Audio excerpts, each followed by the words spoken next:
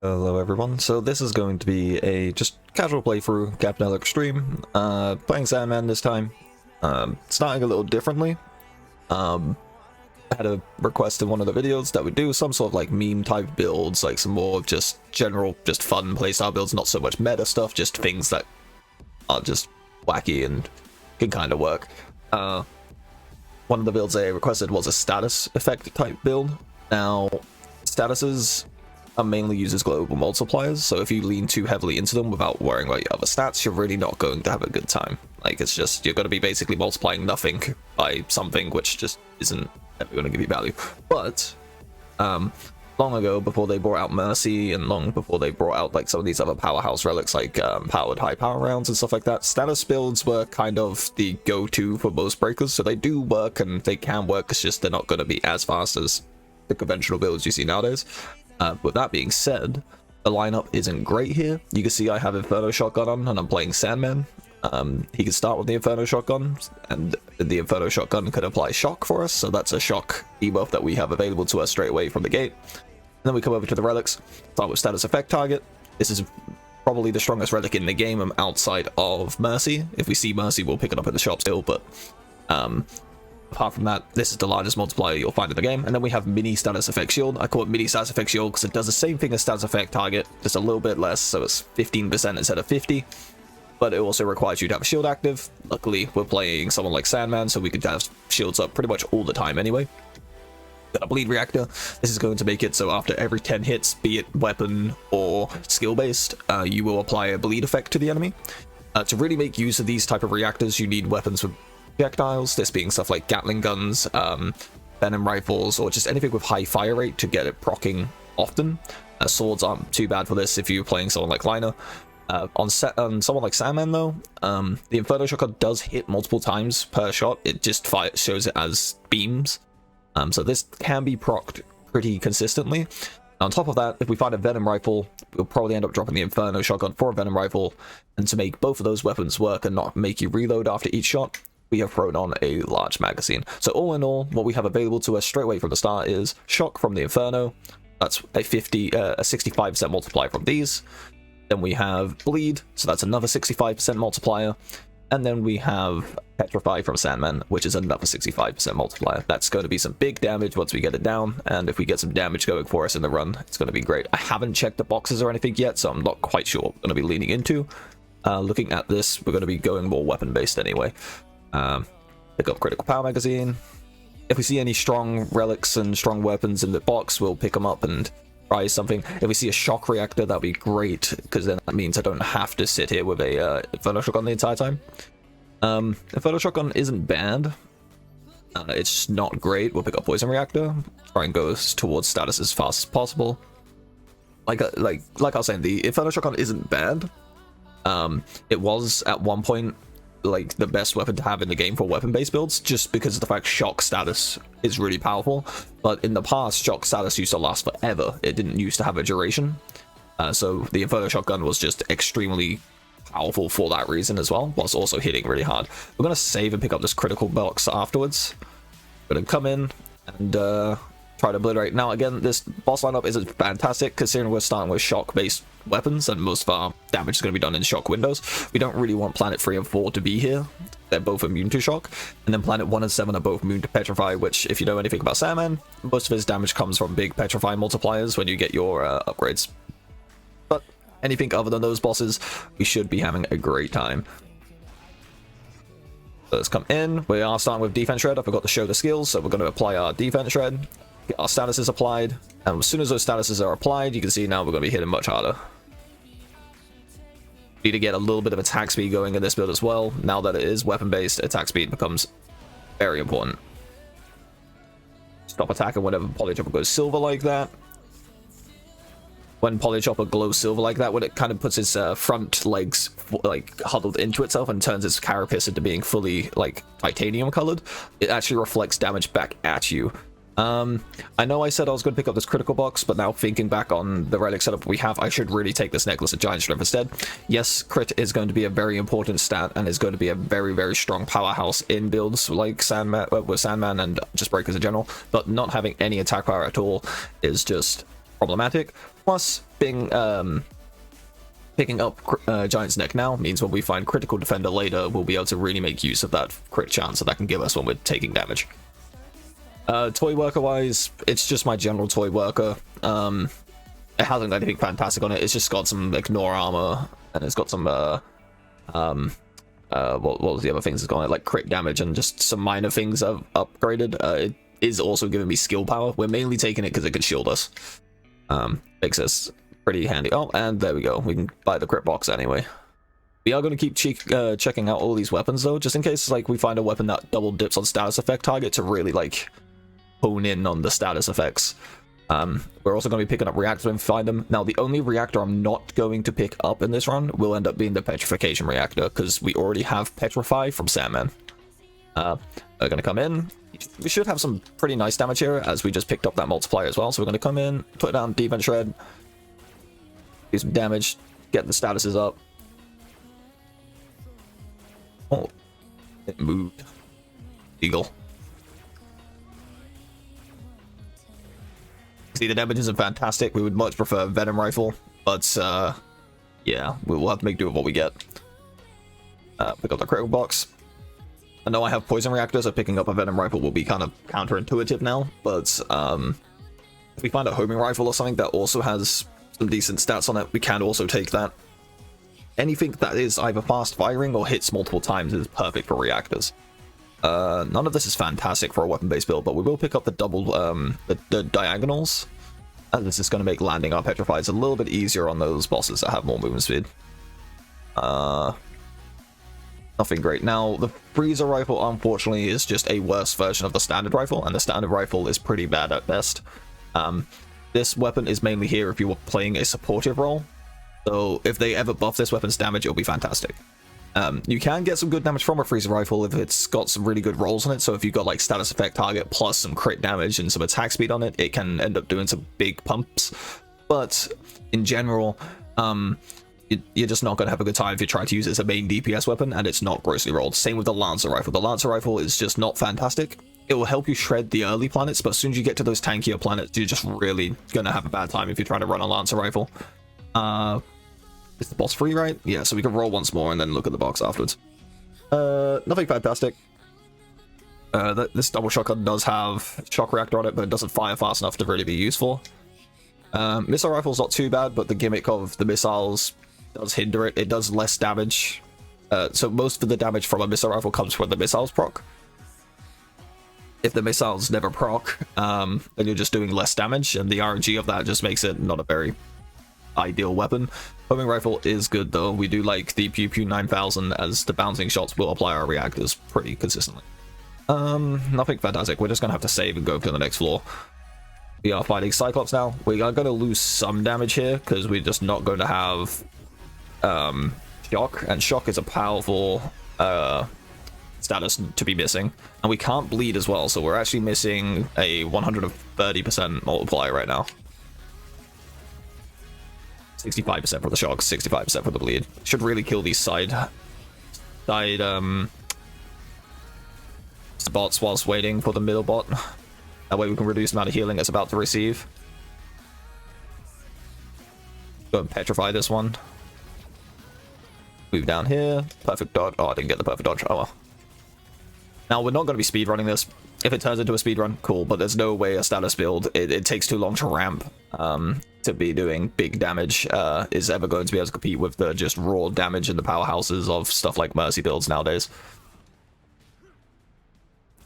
Now, back in the day, when Campanella Normal was like the only, was like the end level and not Campanella Extreme, one of the things that we used to run was something called a ZDPS Sandman, and this was a Sandman which entire existence was just there to apply statuses for the other players, like the lightnings, for the lightnings to be doing big damage. And in those builds, the Sandmans used to just take freezer rifles just sitting there, like you were talking mad shit a second ago. Let's see. We're gonna take status effect scope. You're probably noticing as the statuses are dropping off, our damage also drops off, so we really need those statuses to last as long as possible. Powered high power rounds would have also been nice, but I think the status effect scope is going to take us further. This might be a slightly messy fight, because these are going to be a little bit squirrely. They're going to be going all around everywhere. Don't really need Power Shield for allies, because we're playing solo. Their health recovery also isn't important to me. I'm going to take the skill power on Sand Snipe, just so we get some damage where we can. Strike Shotgun, again, enough one that's not terrible, but the burn status is not going to be that useful to us. We're only really going to get 3 planets worth of burn, and it doesn't hit with enough projectiles to be useful. Standard Rifle. Now, this one wouldn't be too bad to pick up. We are going to lose shock if I pick it up now, though, but I think I'm going to do it anyway. The attack speed and the cannon grease is going to be some nice damage. Now, the unfortunate part is it's only going to hit one target and not both of them, so I need to come across here, Petrify Dash.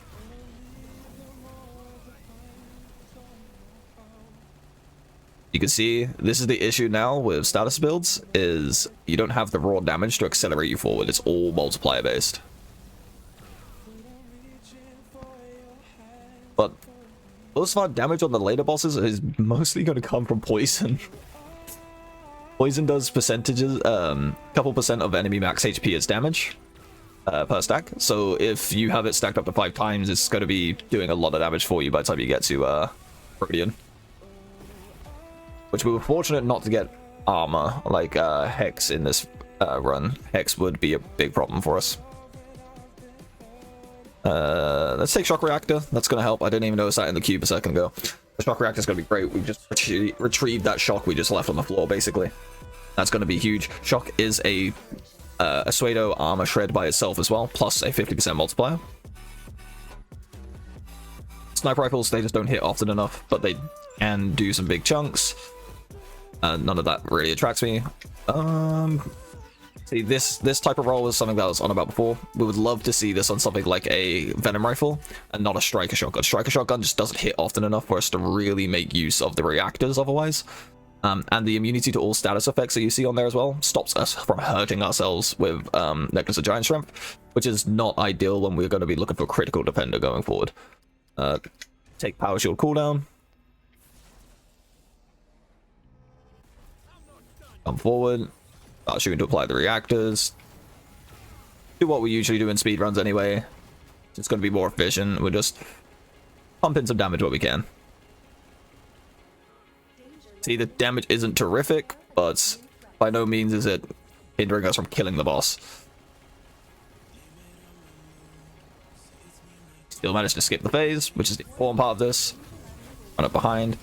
Now it's got extra attack and defense, which is not really going to be too much of a problem for us, because we're going to be able to remove that extra defense with the shock and the Petrify Snipe anyway. But right now it should be sitting at around, I think, around 20% if it uses similar numbers to us.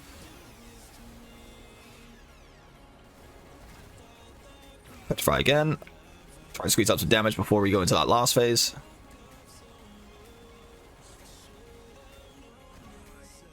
Catch it again. You see now our damage is definitely dropping off now that we've lost access to one of our other multipliers, 2 of our other multipliers.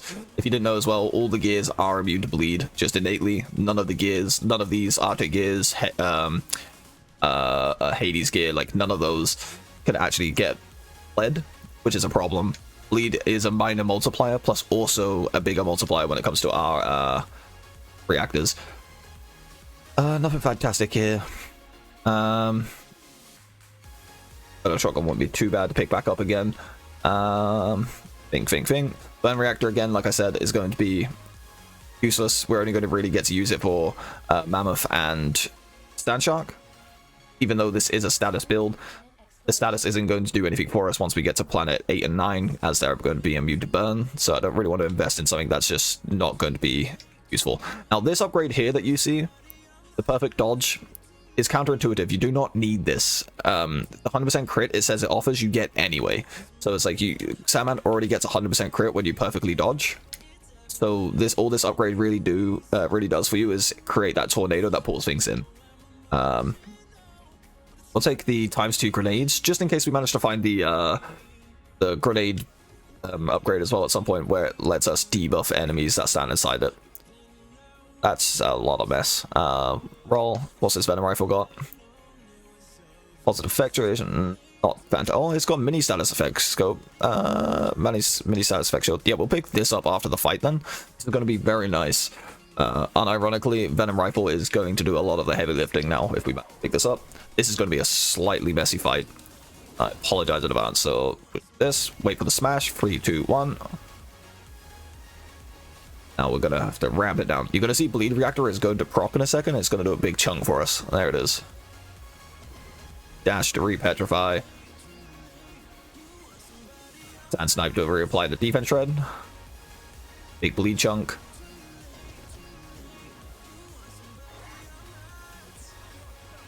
I don't know why my shots are going through its legs, but we'll make do. So it's got on the floor whilst we're standing here. Skill power, never mind.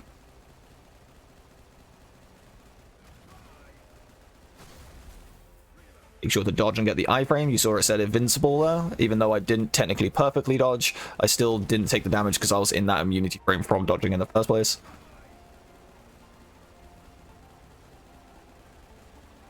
Reapply the shield. You can see Sandman's very survivable just because of the amount of CC he has. He has his shields. Like, shields are very, very powerful in this game, and he can just get one on demand. I'm going to take this Venom Rifle. Now, you can see it has 53 ammo. This is because we have the large mag, and this is why we start large mag and not infinite magazine whenever we use Venom Rifles, which just lets us be able to use more powerful relics for our tier 3 instead of trying to rely on something that's just niche.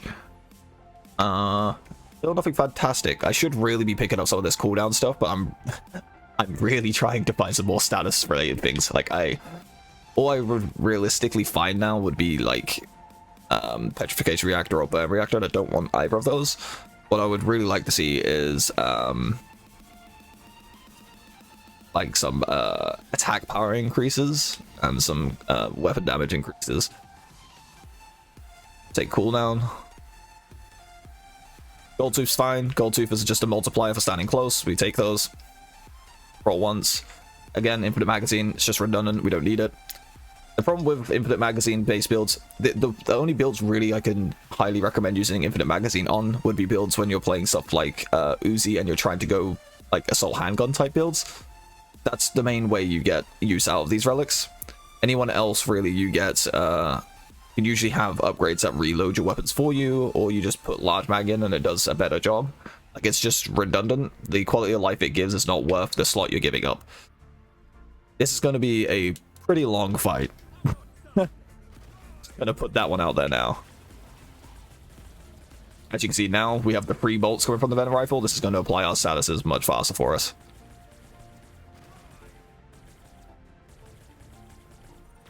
Defense shred.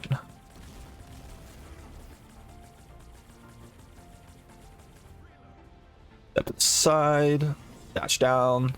Don't want to shoot right now because I don't want to apply my statuses as it's about to go to into its immunity.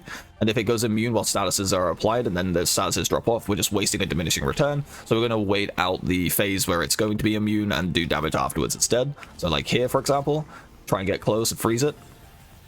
Apply a defense shred, back up because it's in that hurt box. So you see the hurt box of the claw there, that would knock us down if we stay close. You see there was a line that came afterwards when it unfroze. Now we're going to stop again as it's going to immune. This is how you want to play with your statuses. You don't want to waste your statuses if you don't think you'll be able to like reapply a freeze and get that health bar down in time. You want to just play it slow and only really try to apply your statuses when you know you can do damage. Otherwise, you're going to have a bad time when you finally run out of statuses in a fight and you've so heavily towards them. So like here, for example, I just went immune again. I had a window there where I could have frozen before he went down like that. That would have been a perfect opportunity to try and get some big damage out, but there. Poison is going to do a lot for us in this fight. See the big number that keeps ticking occasionally, that's the poison status taking off big chunks of his health. I believe I just messed up poison, so we might end up having a long last phase here in a second. So we're going to stand behind this wall. We're going to wait for the balls to come out. You can perfect dodge off of them like this towards the boss. Keep the iframe, apply the defense shred. Start applying all your statuses. Yeah, see, this is the last of our statuses now. This is where the problem's going to arise. This might end up being a long fight, and we got a Cyclops. That's not ideal. Let's focus on that Cyclops first. I don't believe it's almost dead. I'm wrong. He's a tanky boy. If you're not doing a speedrun, I highly recommend trying to take out these Cyclopses where you can. They will end up making your life much easier.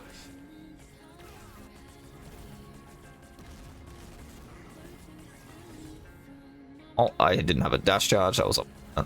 Got here. Movement speed? Nah, we're okay. This is the problem with statuses builds. So, as you can see, once we ran out of statuses, we just don't have damage. We are going to try and proc our perfect dodge off of these balls and tornadoes as much as we can to get that crit chance outside of our... Yeah, press dodge button, apparently not. Outside of defense shredding, since we don't have our critical defender yet. As that means we'll have our crit chance from it. Okay, he's enraged. I personally think when a boss is enraged, it makes the fights easier, as it's going to make them take more damage. As you can see. What we got here, sniper rifle. That's unfortunate. I think I might do a liner sniper rifle build at some point as well. Like, that might be one of the next builds that come out, just to show that liner with sniper rifle can hit pretty hard. Exo inner suit would be free damage, but we don't have much skill power to scale it off of. I'll roll a little bit here just to see if we can get anything. It is also hurting me that we're finding so many crash shotguns and I'm not picking them up. We'll take weak spot. Weak spot is just a 25% multiplier. We like those.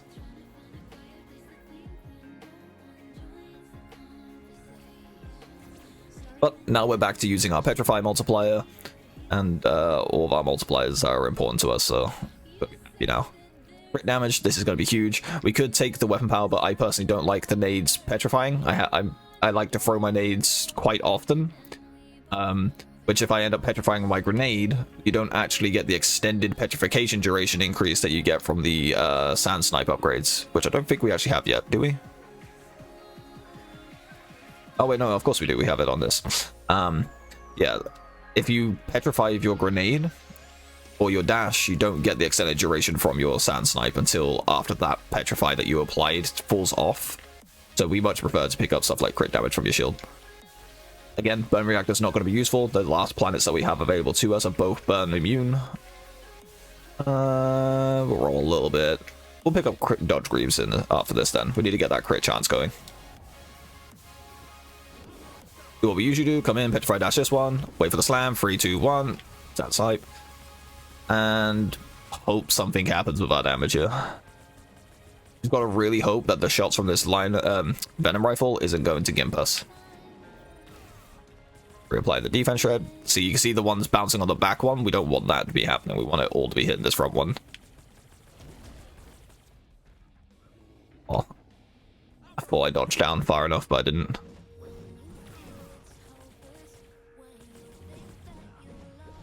It will petrify dodge to this one.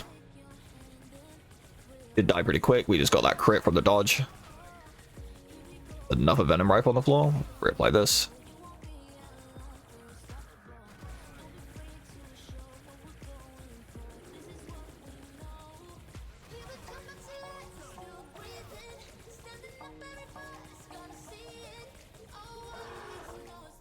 Oh, see, we have 80% in all status and 100% in petrify. So that means when we petrify, we'll be doing 180. And then if we apply our other reactors, we're going to be getting an additional 80 per reactor, per status that we put on. It's going to be great. Current walls looking around here. Dodge Breeze, that's right. Next planet. We're coming up with the last planet of the run. Thank everyone for watching so far. If you want to see more stuff like this in the future, please like, comment, subscribe, let me know, etc. below. Any ideas that you might have or stuff that you might want to see.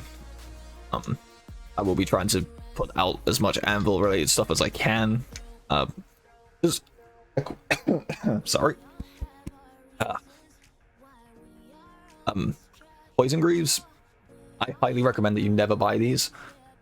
So the reason Poison Greaves suffer is because as you run, it will leave a puddle behind you. This is fine. The puddle is there for 2 seconds. That is fine. That is great. Whilst the enemy remains in the puddle, That's fantastic. They'll be poisoned. The moment they leave the puddle, that poison status then drops off the enemy. So if the enemy ends up moving around back and forth a bunch and steps in and out of the puddle repeatedly, you're just going to ruin the diminishing return of your poison, and then you're just not going to have poison for the rest of the fight.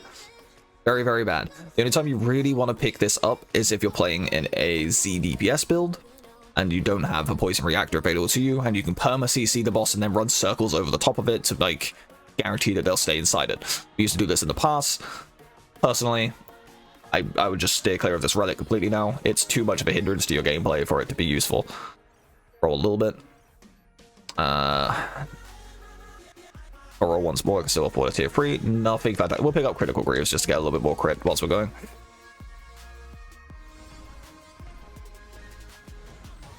Spells, wait for to see what attack it's doing, jump out of the way, wait for him to start coming back for another attack.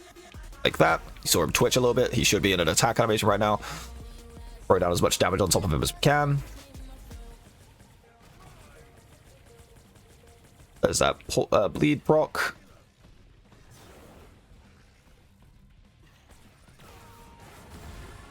Perfect dodge off that. Not going to be able to catch him because he did manage to go into the attack animation, unfortunately. Now we have to mess up the CC here just because of the fact if we attack, it's going to freeze anyway. Try and get as much damage done here as we can.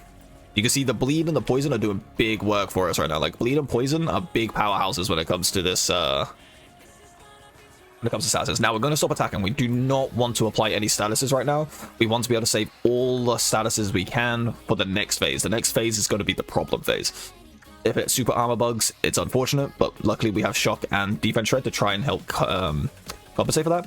We're going to run a circle here, then we're going to run up. It's going to dash all the way to the far left, down, put up our shield, fire out the petrify, and now try and get as much damage in this phase as we can.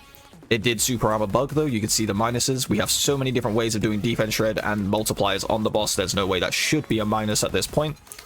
But I mean, lo and behold, the state of Protean Beast. Now we are running out of statuses, unfortunately, which means the last phase is going to be extra long. Now pick up our crit from a perfect dodge though. Defense shred a bit. Cross, throw out some damage.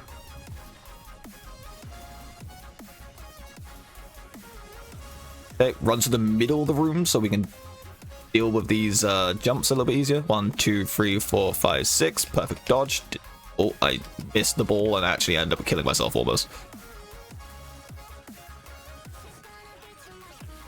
Reapply our shield just in case we end up getting the jab and not the jumps. 3, 4, 5, 6. Perfect dodge. Defense shred. Do some damage. So as you can see, we've run out of statuses, but we're not doing too bad damage still, like all things considered. Perfect dodge because he was going to do the leap. Make sure we finish off this bot. Count the jumps again. 1, 2, 3, 4, 5, 6. Perfect dodge. Grenades, get the debuffs going. Defense shred. Apply some more damage. Get ready to count. 1, 2, 3, 4, 5, 6. Perfect dodge. Defense shred. Just do some damage. As long as you count the 6 and perfect dodge either off a ball or get ready to perfect dodge off of his leap attack, if he does that, you'll be fine. 1, 2, 3, 4, 5, 6. You don't really need to know where he's coming from. You just need to know that you need to perfect dodge at 6 because he's always going to jump towards you no matter what direction he's coming from. 1, 2, 3, 4, 5, 6. And there we go, guys. So this was a status-based build. Yes, we picked up some attack power and some critical damage related stuff on the way. It's just kind of innately the way you have to play Anvil, unfortunately. You can't just ignore those stats. They are way too important for any build. Bleed can crit. It's either a bug or intended, so critical damage does help that status technically. Coming across, you can see here, this is our stats. Nothing fantastic. We technically had 100% in petrified target every time we use our sand snipe, so just bear that in mind. This was the relics of the run. Mainly these four. Starting with, you technically could start with shock reactor instead of bleed reactor and then use a different weapon. I personally preferred bleed reactor, as we could start with this inferno shotgun, which is technically, if you go for a weapon-based build, out of the shotguns, the better shotgun. And then we just picked up statuses along the way and some crit damage related stuff. Nothing insane. No tier 3 relics found on the way. No mercy. none of the main powerhouses that you usually would expect with an Anvil. Next, the only real upgrades to take of note would be the defense red, the petrify damage increase on this, and the weapon power, and then the 2 projectiles and skill power. Like, this still hits pretty hard, despite the fact we had no skill power in this build. And then we also picked up the weapon power and the shield effect along the way, and the crit damage. These are the main ones. The only one really on the grenades that was any use to us would have been this one, the duration and the damage whilst they were inside it, as they are global multipliers, increasing all of our damage whilst they're standing within the grenade. Very useful. Thank you for watching, guys. Catch you in the next one. Peace.